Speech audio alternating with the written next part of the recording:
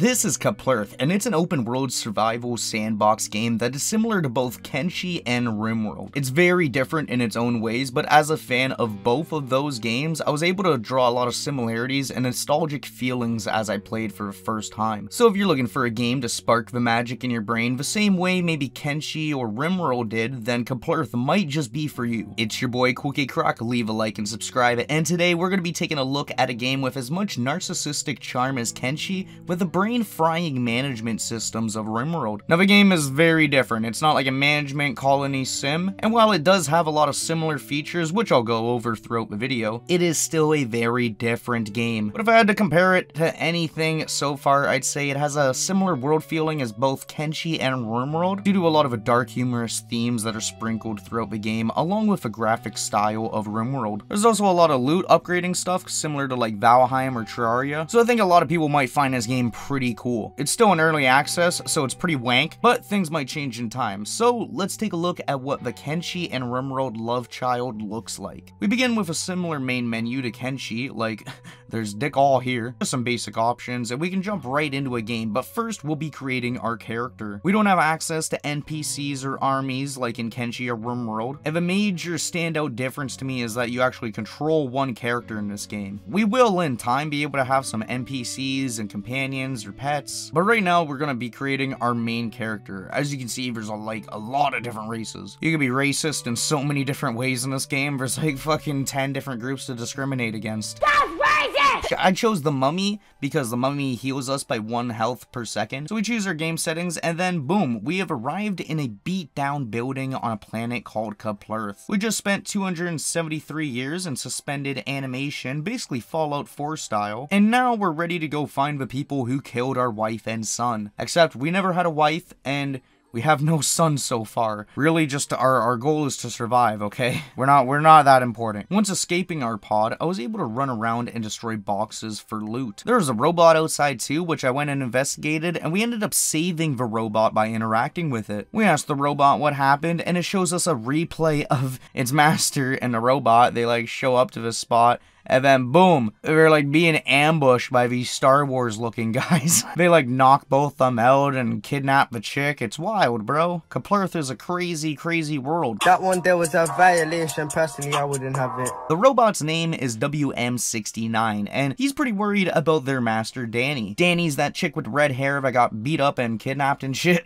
Since Danny isn't here anymore, it's up to us to kind of help the robot, so the robot gives us a key which we can use to teleport. I like this part of the game. Like, it's similar to Valheim, where you can have different portals around the map. You just teleport from one part to the other. It's sweet. We also have a private island which we can build on, as well as a ship which the merchant is on. Our merchant's name is Matthew Skip. Skip looks like really strange. He's got a cool character model. He's got like a prosthetic arm, you know. Oh, there's the Kenshi vibes, bro. Along with him stating the robot who gave us the key is no good and caused the death of lots of humans. So there's definitely some lore to discover about the different races in the game. Even Skip himself, like, dude, what the hell happened to you? Where'd you spawn from, bro? You're all blue da and shit. Eventually, we'll be able to make a replica using monster meat and bones, but we're gonna need to grind for materials first. We got a few basic quests to start in the top left that'll keep on popping up. So my first goal is to complete all of these. In order to progress in Keplerth, it has a very similar system to kind of like Terraria or other open world loot games. So you start at the beginning where you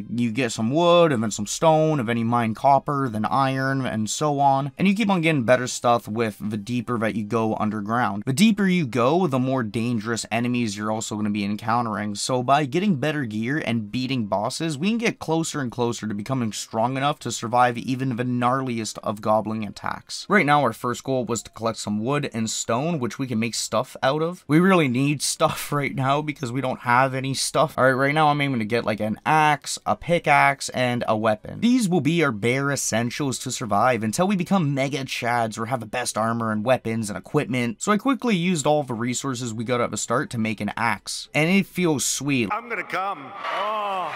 Like, I'm no longer chopping the trees down with my hand like a Minecraft caveman. This is a lot better. You're able to hit like 6 or 7 of them at once if you position it right. The game also has a gene mutation system as well. Apple bottom jeans, boots with the fur. So you're going to be finding a lot of different random items in the game, and the more items you get will unlock different genes. These you can put onto your character and it'll give you like different bonuses. Everything from like increasing your building distance to health. Basically, like everything in this game is useful in some way or another. So what I've learned in other games pretty much applies to Keplerth as well. You should probably pick up like everything you find. You never know what's going to be useful or what's going to be junk. Now near the day of End 1, I looped back to where we spawned from, and then I built a crafting bench. I decided I'd build like a base or a little camp over here, and started mining some stone so we could load up on resources. Now it's really dark at night, like you can't see nothing without a hand torch, and there's a lot of monsters and animals that are just roaming about. So the best way to handle this on day 1 is just staying close to the light. That way if a bear tries to attack me, I can see it come in and hopefully prevent being eaten. I then crafted some wooden armor, made a campfire which we can cook food on, and I burnt down a tree to get ashes which we can use in crafting to make some healing balm. At that point I was starting to get bored and there wasn't much left to do at the base, so I decided to adventure outside of a base, and nope, big monster starts chasing me. Now as long as I stay on my toes I should be able to survive, and after a little bit I was starting to get the gist of it. I began exploring up north during the night, and the map is all based on procedural generation, so we're going to find a lot of different points of interest here and there. Things like goblin camps, monster bases, events, NPCs, human villages, places to shop at, you know, all that type of stuff. No matter which direction we go in, we really can't go wrong. And I decided it would be a good idea to eat some meat since we were really hungry, but this summoned a literal boss to fight. Like a giant boar. Like, oh no, man, this was not the time. We only had like a stone club, which is probably like the worst weapon in the game. So we were in no shape to fight this boar. I went outside, but the boar had like a move which destroyed the wall, leading my character to his inevitable first death. Luckily, I have the game set on the easy death options, but there's options for like dropping your loot as well as permadeath for, you know, all those people that like to play games with a resting heart rate of 140. We've got a few goals right now, mainly getting some food and resources to get stronger, but also to find an infected village and defeat our first boss, the mutant parasitter. I can barely pronounce his name, so God knows what he's going to be all about. I really like running around in this game. Like, you can make little goals or just say, I'm going to go that way, and you like literally end up getting lost because you're hopping base to base or monster to monster. The loot grind in this game is just really addicting. We're also able to find like lots of different types of loot very early on, as well as finding another portal machine, allowing us to go back home and return whenever we'd like. This little exploration run went pretty well. Now eventually I found a goblin and he was mining some copper beside a village, so this was a good time to get lots of stuff that I needed. I got the copper, and then in the first unguarded chest in the village there was a Glock with some bullets, so I started to go on a literal shooting spree in this village. I was like the bootleg Rimworld James Bond, man. We're out here shooting mutants dead and getting more loot in the process. It was sweet. And while raiding all these houses, we can even pick up the beds and tables, which I'm able to bring home and use in our own base. Like, fuck yeah. I spent quite some time until the night just going from house to house, slaughtering the mutant villagers until it was pitch black, and then I finally decided to leave. I had most of my inventory full, but I chopped down some trees so I could use the wood for building houses at the base. Once we got back to the base, I now had a survivor relay tower set up, which allows survivors to send SOS messages to us. This way we can start a mission, which we have to go find them, and then we save them from whatever situation they got themselves into. And then after that, they'll move into our base and join our like kind of like colony or whatever. But before we bring anyone back home, we at least need a bed, you know, or like a room or something. I mean, I think they can sleep in the pods that we spawned in, but I wanted to build anyways. While it isn't very complex, the building of the game is simple and fun enough and very fast to leave some room for creativity when it comes to base design. You know, some players might build all their houses as squares, while others might shape them as cocks, or player freedom is amazing. You know, you never know what you could do. I set up a simple house with a bed, some tables and chairs, and now we can go and look for mofos to bring them back. I really want to like get like a village of my own or like a colony. The first survivor we found, he was guarded by a few enemies who I didn't have too much of a problem defeating, so we were able to save this person. Once they were saved, all I had to do was go back to the base and go back to the tower, and then boom, we found them and they're in our base now. Now unfortunately, all survivors do right now is give you money, depending on like how happy they are, but still cool to have around the base. And if they expand of NPC system, it could be really neat, you know, having them do jobs or other stuff like in Kenshi or Rimworld. Right now, it's kind of like dick all though. Since I mined some copper and then put it in a smelter, we can now make a sword. I ran out of bullets in my gun also, so I'm going to need a strong melee weapon to beat up enough mutants to find more bullets. The copper sword is a big step up from the club. With it doing more damage and being faster to swing, I was like almost ready to take on my first boss battle. The mutant parasitter, he's a very simple boss, you know, he shoots spikes at us as well as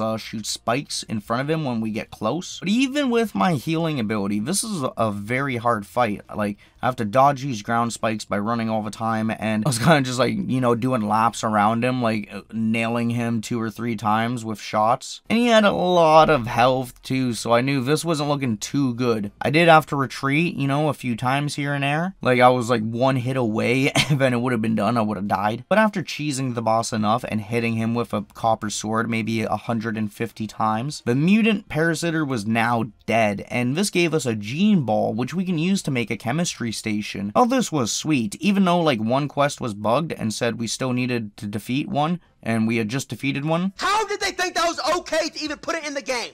I'm so sick of this company. I still felt pretty accomplished, okay? Fuck them. Who cares what they say? So I built a couple more shacks at the base for all our survivors to come that we're going to be hosting. At Ship's Lab, I was able to make the chemistry station and learn that there's different stations, likely unlocked by different boss drops that we'll have to get. And every day, the shop restocks or rotates its selection, so it's worth popping in here to see what we can get. Some unique things about the game definitely has to be the open world with the semi-guided progression. So far, I'm just doing like the tutorial quest, but I'm pretty sure it's like just straightforward, like you gotta get strong or whatever. We obviously need to get better gear, like a copper sword and wooden armor ain't cutting it. And I must have spent just like a half hour going around killing different enemies and camps and looting chests. Ideally, I'd like to get like copper gear before I start jumping deeper into the different levels of the game, because you can go down into the underground per level and then it just gets harder and harder. So who knows what's down there, okay? I don't. There's also some events such as like base attacks. At these group of goblins, they arrived. Fucking bastards. They tried setting up an outpost next to my base. They kept on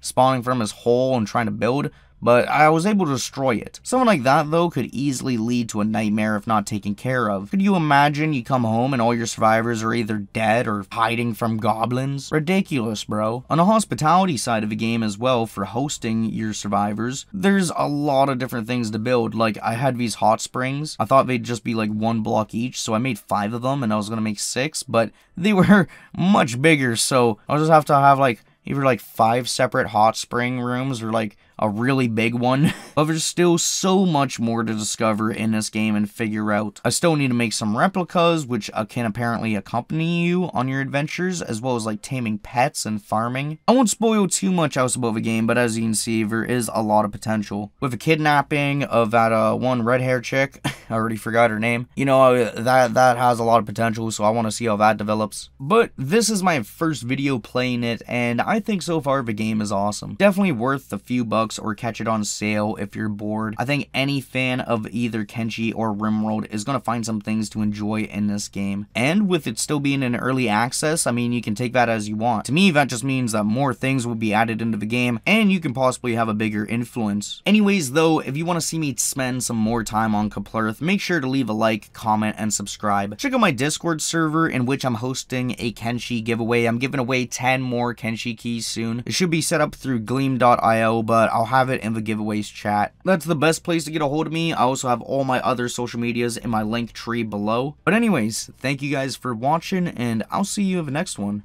Peace.